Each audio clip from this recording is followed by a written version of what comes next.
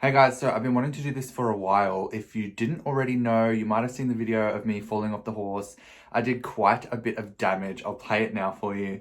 I fractured my wrist in 3 places and also fractured my ankle, but I wanted to do like a story time on the whole day, everything that happened, why it happened, and then also like everything that happened in the hospital as well, because there was some weird and crazy shit that happened in there that of course happened to me, and I'm probably going to use some strong language. So if you don't like that, this probably isn't the video for you. So don't come for me and be like, oh, you swear too much. Like, I don't care.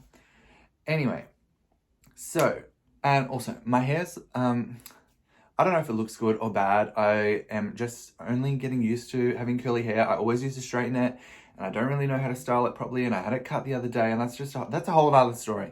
If you're watching this, you're probably following my horse riding lessons on TikTok. So I've been making a series out of it.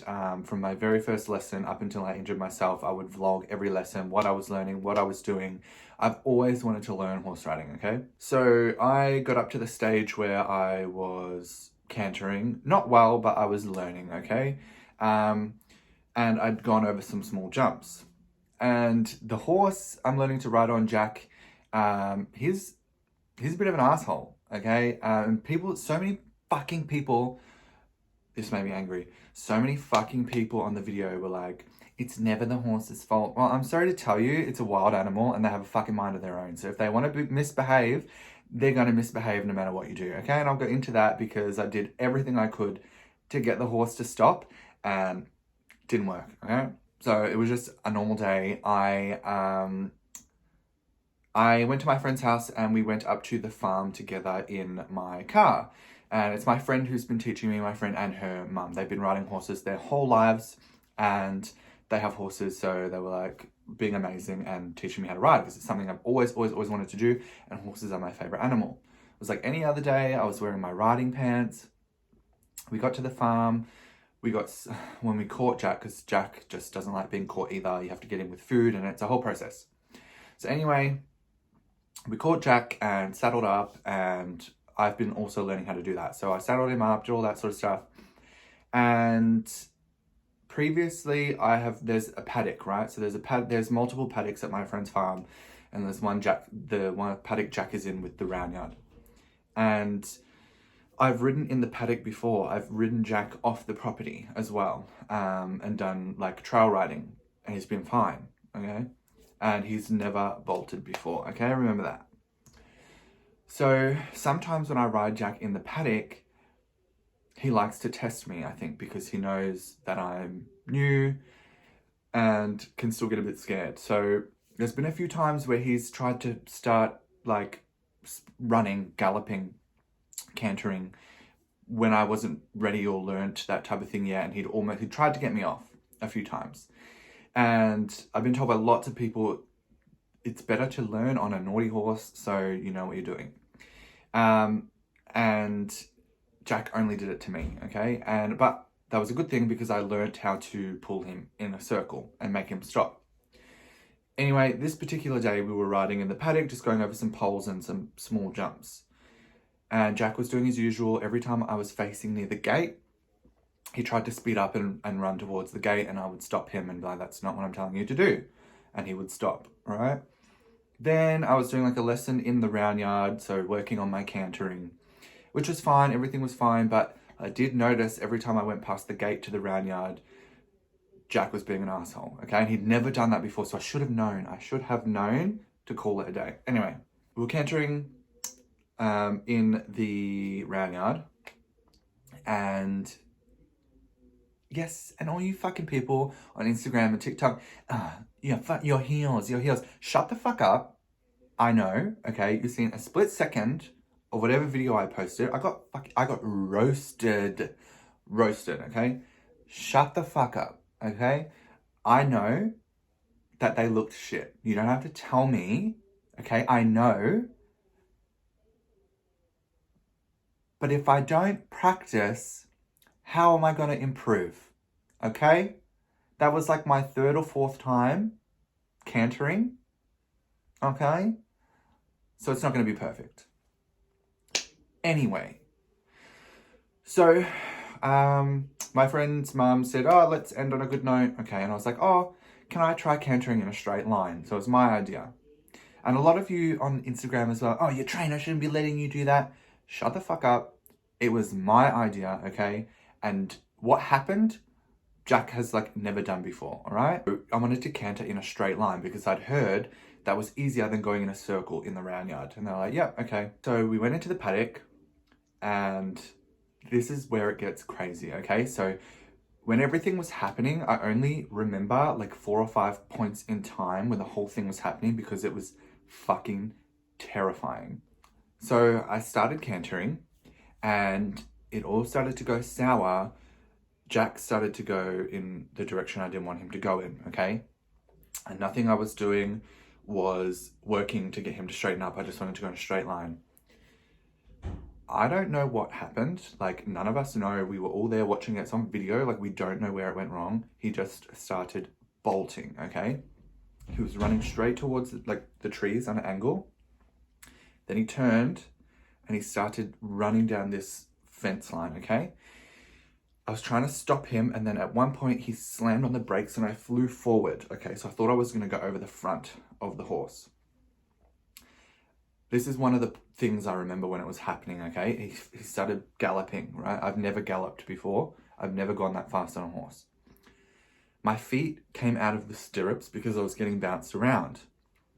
So I remember thinking, I need to get my fucking feet back in the stirrups or something. Something's gonna happen. Something bad is gonna happen. I don't know what came over me, if it was adrenaline.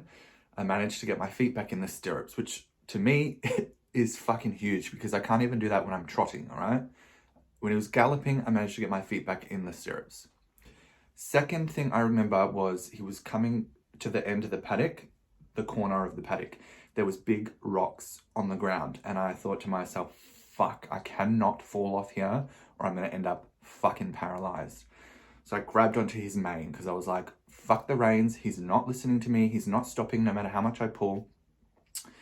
So I grabbed onto his mane just with everything because I was like, I'm not coming off here and ending up paralyzed. Oh, sorry, before that happened, when he was running in the straight line down the fence.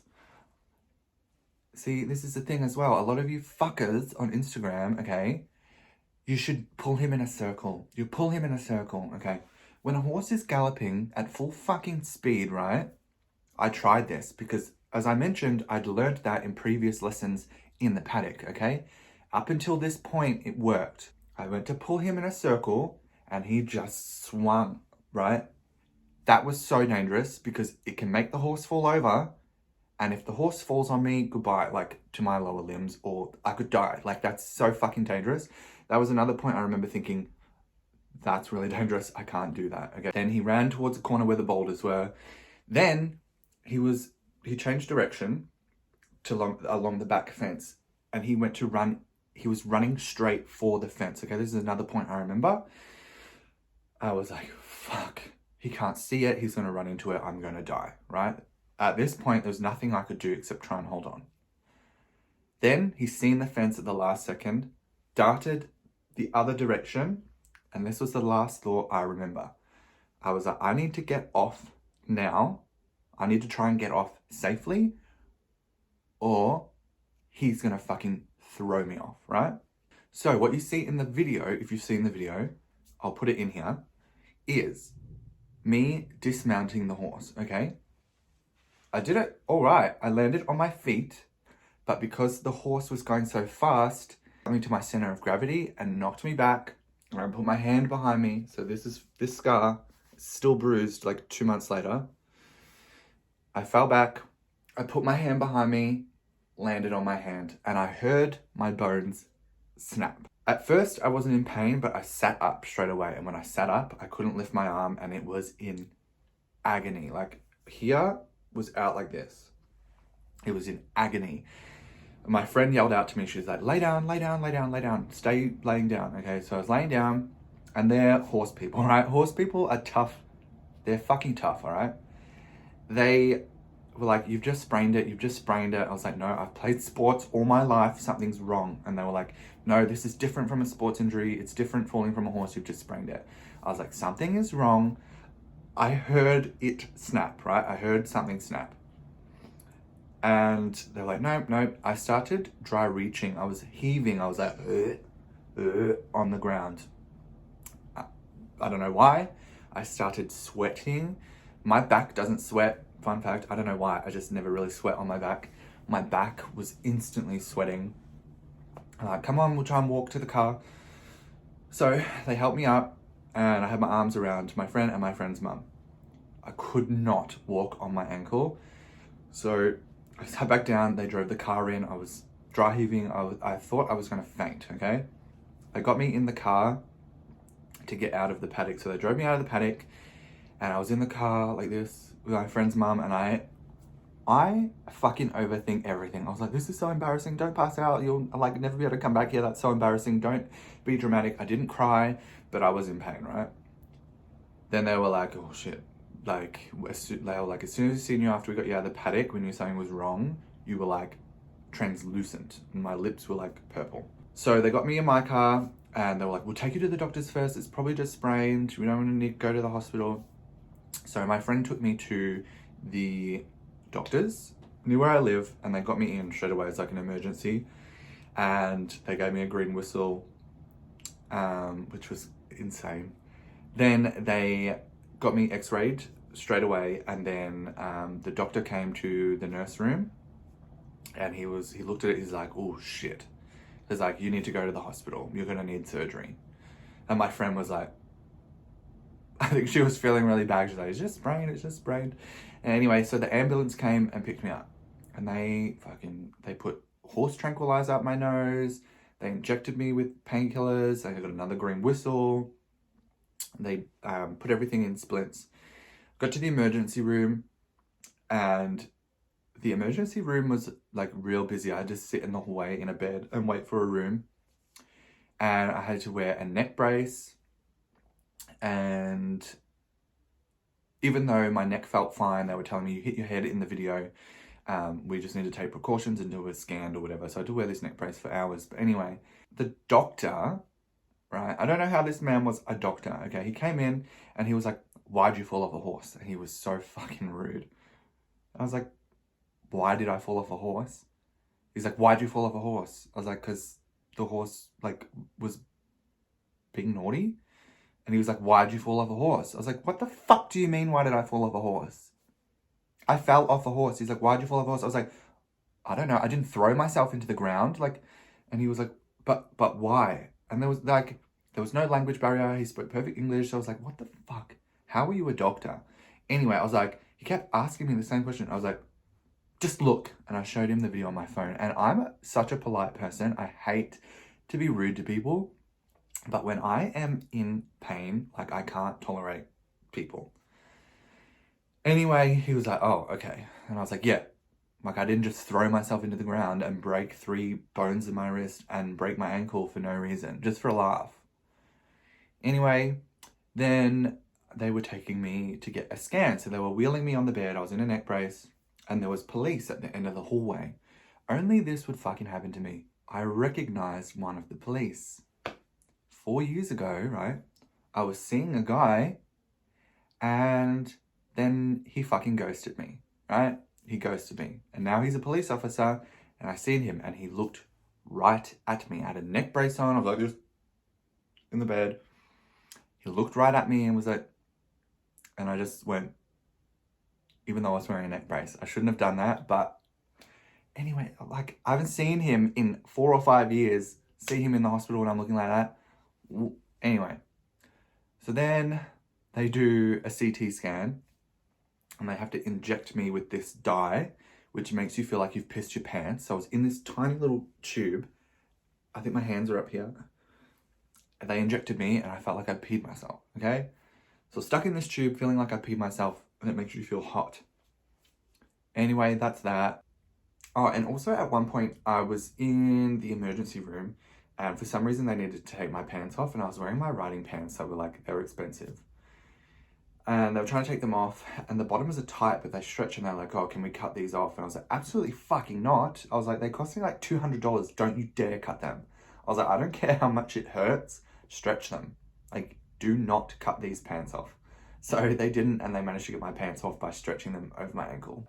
I go back to the emergency room and they eventually get me a ward, but they put me in the neurology ward, which is full of like really sick patients. So I'm in the neurology ward and the patient next to me is elderly, he's like 70. And from overhearing, he had to have brain surgery because he had a bleed on his brain, and I don't think he was very with it. Which is fine. I felt a bit sorry for him, but he must have been wearing a nappy and he kept trying to go to the toilet and the nurses kept telling him, you're not allowed to, you have to use like the nappy. And anyway, that next day I was asleep and I was laying there and my curtains were shut when I was asleep. Then I woke up and the first thing I seen was this man. Like, I felt bad for him, but this was still shocking to see the first thing when you wake up, right? The corner of my curtains were open about this much. He was standing there and he'd pooed all over the wall, all over the floor, and the smell just hit me. And he had his hands down here. I don't know what he was doing. I think he was trying to take his nappy off. And I didn't want to embarrass him, so I didn't react. I just turned over and looked away. And I was about to press the nurse call button, but then as I was about to press it, the nurse was coming in. She's like, what are you doing? So they helped him, but that was just shocking to see when you wake up and see that. And then on the Tuesday night, so the Monday was the day I went into emergency. Tuesday night, I got moved to a normal ward, okay, like a trauma ward. And I was getting wheeled down the hallway and the nurse was taking me down and I could hear someone snoring from in the hallway, right? It was so loud. And I was getting closer and closer to my room and I realized the snoring was coming from my fucking room, of course. And I just looked at the nurse, I was like, and she was like, I'm so sorry, I'll get you some earbuds. And I'm like, okay, thank you. This man snored while he was awake. While he was awake, he was like, I could never tell if he was asleep or awake, right? He was about 40, he had like a broken shoulder, and his parents like were elderly-ish. And I can say this because I'm Maltese, so they were like wogs, right? Loud, and the dad was elderly and he had his phone never on silent, and they were in every day, all day, right? All day, every day. They were in there from start of the day to end of visiting hours, right? I don't know why this man was 40 and he had a broken shoulder. Like, he doesn't need his two parents there all day, every day. They were so fucking loud, right? All I wanted to do was to sleep and be left in peace because I was in pain, right? Waiting for surgery. The mum, every 2 seconds, she had like a pack of 50 a day smoker boys. She'd ask her 40-year-old son, do you need to go for a bog? Do you need to go for a bog? And if you don't know what a bog is, it's a shit, right? Every 2 minutes, do you need to go for a bog? And they were using the patient toilet, which they're not supposed to use. And the dad, every time he hung up the phone, it would fucking ring again. And this thing was deafening. This ringtone was deafening, right?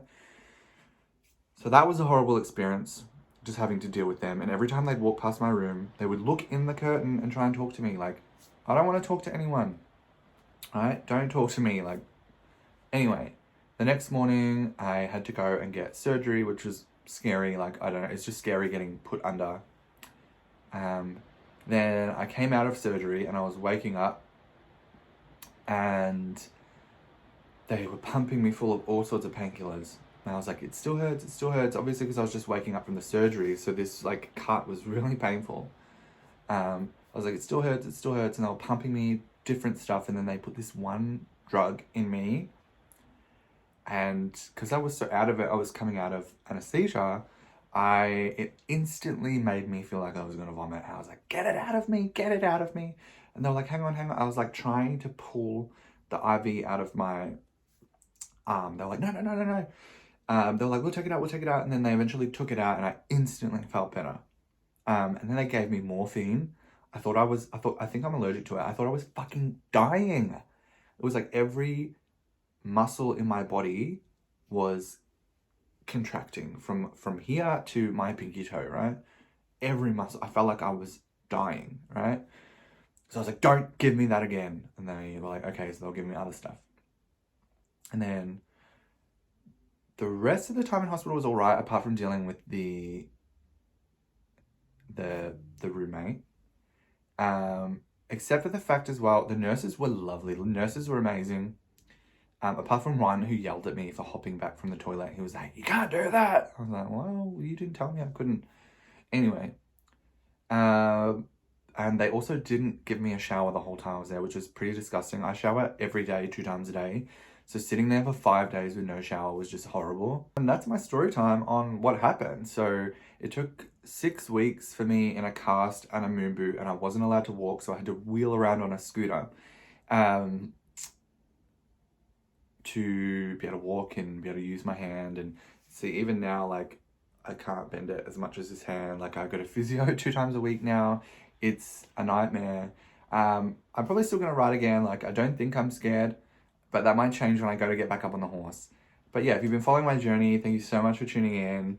Make sure you subscribe. I want to start making more YouTubes, okay? So I don't make many YouTubes. I'd like to start more if more people followed me. But yeah, thank you so much for watching, and I hope I entertained you a little bit. And have a great day. Love you guys. See, I can't even wave that hand. So. Bye.